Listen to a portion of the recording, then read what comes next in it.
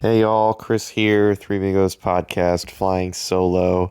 Not going to be a super long video like it might usually be, but I just finished watching the Elimination Chamber press conference, sat listening to Sami Zayn talk about the match and the night, and it was an amazing pay-per-view. Probably going to end up being one of the best shows of the year, but I just wanted to talk about my immediate reactions to the main event, Sammy versus Roman, because it's the first time in a very long time that I can remember like being genuinely sad about the outcome of a predetermined event. Like going into the match, both guys know who won and lost and everybody in the back and all that. And I think most of us knew Sammy was not going to win,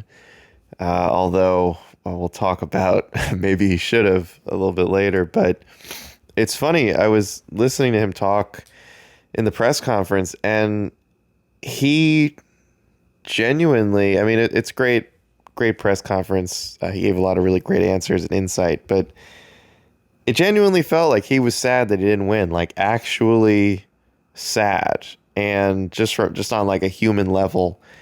And it was really, really raw and just very honest. And it was kind of crazy because he was putting into words like a lot of what I felt watching the match, which was like, there's always been something about this bloodline story that, like, this recent Sami Zayn popularity surge, it's felt real because it is real. Like the actual increase in his popularity and the increase in all the bloodline stuff that was going on, it was genuine. It's genuinely great wrestling storytelling, and the fans have responded by really latching on to the story and to Sami Zayn. And I think that there's just an aspect of all of this that's like real sadness. And I remember when Undertaker lost his streak, and I remember when Ciampa beat Gargano, and I've sat through my fair share of disappointing wrestling outcomes, right? Matches that had maybe a disappointing finish, but I don't really remember being like genuine sadness about the outcome of a wrestling match, because we know that they're predetermined outcomes, like, and everybody's in on it. We're all in on it as fans, but there's something about this one. I think just a combination of how organic the rise of Sami Zayn was, and what a great match this was from a storytelling standpoint and an in-ring standpoint. But there was just great stuff at the end with the Usos, and just an emotional ride, man. I don't know how else to describe it. It's been an emotional ride. There were definitely points in the match where I thought maybe they're gonna do it. Maybe Sammy is actually gonna win. But I think at the end of the day, it was really hard to convince myself to, like, no, he really is gonna win. I thought that they did a good job of making you think he might, which I think is really what I wanted. Knowing the outcome was not probably going to be what I thought it might had the chance of being, but also, being kind of put in a position as a fan where you think like, well, you never know. Triple H did a lot of that in NXT, where it would sort of give you just enough of a thought of like, maybe both of these people can actually win the match realistically. But the outcome just made me sad. And I think, kind of what Sammy talked about in his press conference, it's just like, it's not the storybook ending right now. Or I should say, 6 weeks till WrestleMania. We don't know what the plans are. They didn't really they didn't really hint at like an Usos versus Sammy and Kevin Owens tag team, which I'll be honest, I don't know where you go from here with Sammy, because a tag team match feels like a real step down. I mean, you want to talk about cooling off maybe the hottest babyface in the company right now, maybe the hottest babyface in wrestling right now. You stick them in a tag team for belts that haven't mattered in years because Vince buried them so far down the card. For a long time, they were the pre-show match. They weren't even on pay-per-views. Like, I just can't see, like, if that's the final chapter, that just feels like such a missed opportunity. And I guess that's kind of the last thing I wanted to talk about, which was like, I know that they had, the Cody plan for a very long time, but there is something about the Cody situation that feels very much like we all know wrestling like isn't real, like from a winners and losers, like that kind of standpoint. And there was something about the Sami potential of him winning that made it feel real. And it's kind of a hard feeling to explain because obviously in both cases they would have been predetermined, but the Cody thing feels very orchestrated of like, he's the guy. That's why we gave him all this money. That's why he won the Rumble. Like, they are positioning him, essentially sort of feels like they're handing him the championship. Not that he doesn't deserve it, but no one was handing Sami Zayn the title. He was not handpicked to be essentially the next face of the company. And Cody sort of was.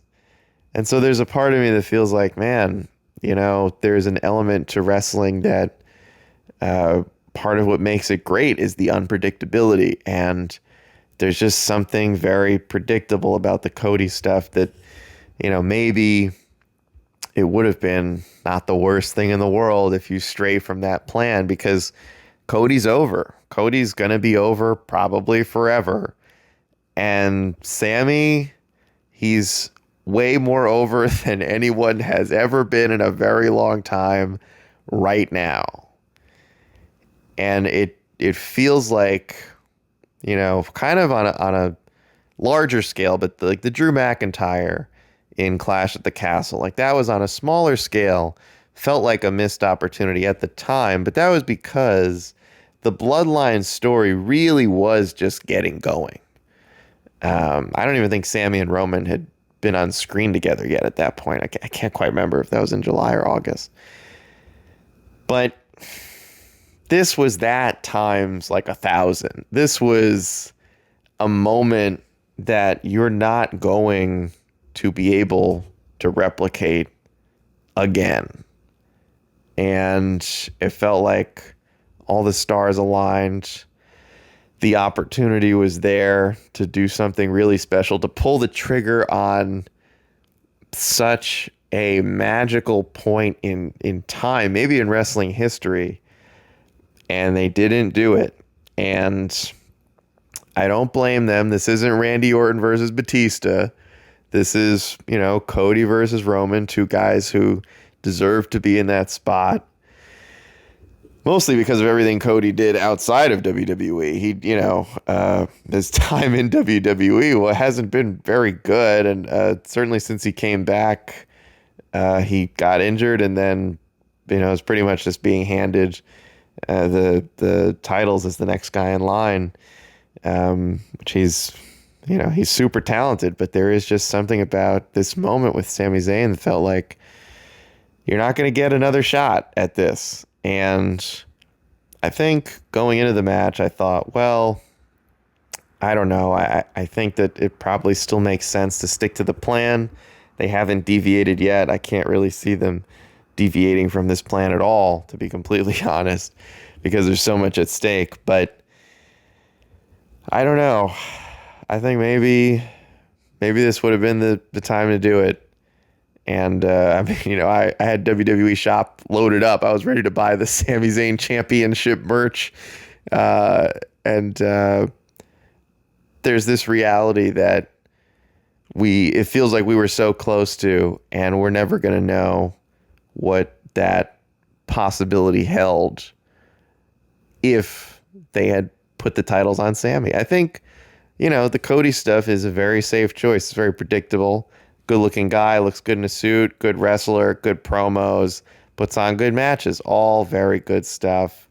Has the face of the company look but there was a Mankind, Mick Foley, two different people, by the way, Kofi Kingston, Daniel Bryan element to this Sami Zayn story, but it was even bigger than those times. It really was. I mean, go back, watch the beginning of this match, like 5 minutes of just the crowd losing their minds. And I know it was Montreal, but this has been happening for months. The bloodline stuff being the most over part of the show, and then Sami Zayn being the most over person in the storyline.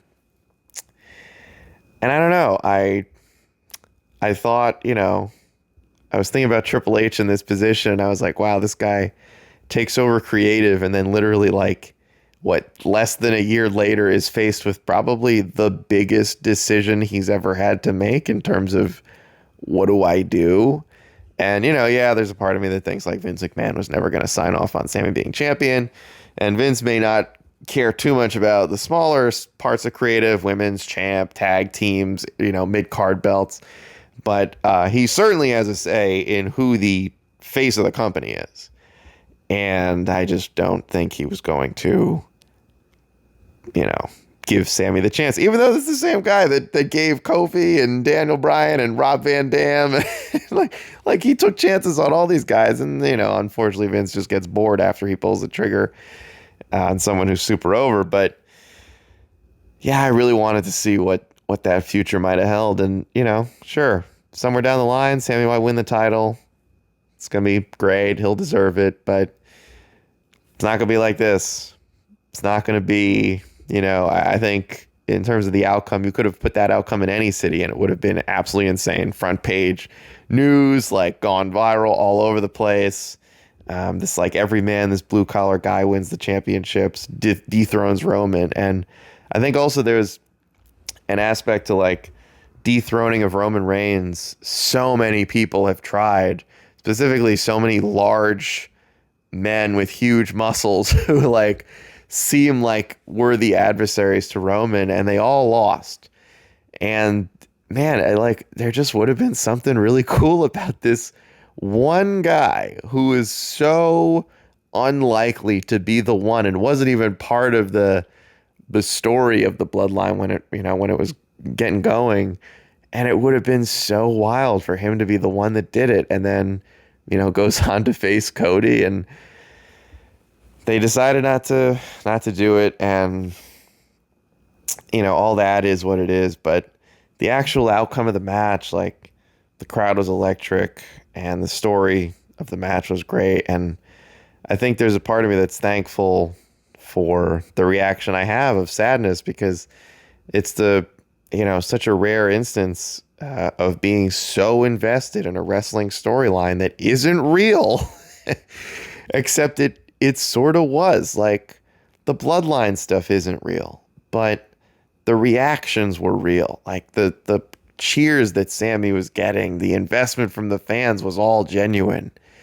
And you don't get that very often. I mean, we love wrestling, but this version of it, which is the absolute top of the mountain, peak cinema storytelling, doesn't happen that often. And you don't get opportunities like this that often. And I think, I want to see where they go from here, but it feels like they missed their chance, and it feels like they missed a big chance. And hopefully that's not the case.